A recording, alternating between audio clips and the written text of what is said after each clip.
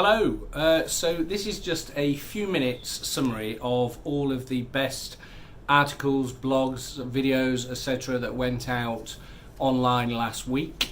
There was some great content. For example, the article about how Google had done a really in-depth survey of 10,000 employees to try and find out what made a really good manager.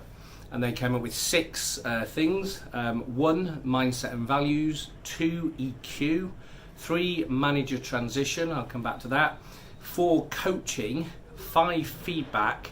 And 6, decision making. Now actually, out of all of those, which are really important, I think 3, manager transition, which is an idea that I haven't really heard or seen focused on before, is probably the most important one. So you certainly should check that out. Fantastic article from Zena Everett about how to rid yourself of imposter syndrome. There are 3 things that you can do. 1 is ignore your feelings and look objectively at the situation.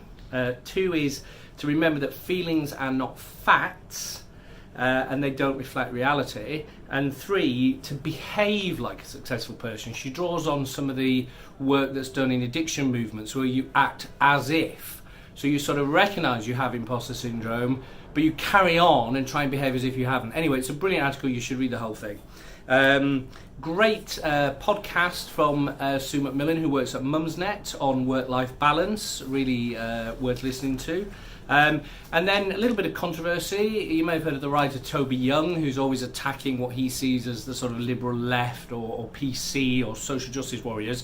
And he's actually, in The Spectator, done an article about how these things are creeping into corporates and corporate life. So agree with him or disagree with him or be somewhere in the middle like me. It's actually a very interesting read. There's also my own blog, if I may blow my own trumpet, on International Women's Day, looking at the leadership gap. So yeah, there's a pay gap, there's also a leadership gap. There are more CEOs in the FTSE 100 called Dave than who are female. It's quite extraordinary, right? There's 9 Daves, 7 women. And I look at a core concept that we use at CDP when we're trying to develop people of core pathogenic beliefs, and look at whether there may be a masculine one and a feminine one, and also one covering like the whole of society. So anyway, I think it's no longer International Women's Day, but you know, it's not just once a day. It's not just one day a year, right? And then really good, interesting post on LinkedIn from a guy called David Deacon, who's a kind of talent management executive, talking about what he learned about management from the guy who came to mend his car when it broke down. Really interesting. How to get your L&D team fit for transformation is a great article. And then there's another about 12, I think, that I would pick out. Mental health in the workplace. Lloyds Bank have just put out a great resource that should be made widely available, especially in smaller companies who can't make their own, portals and resources. Then why not just distribute the one that Lloyds have made? 24 cognitive biases that could be warping your reality. Really interesting, just to scan down them and think how many of those apply to me. And 5 ways to support a colleague through a health scare, really interesting.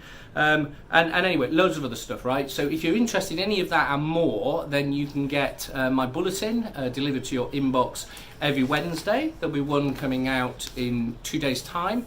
And if you want to do that, then you can go to www.derek Draper's space. I'm hoping the URL might come up in a second.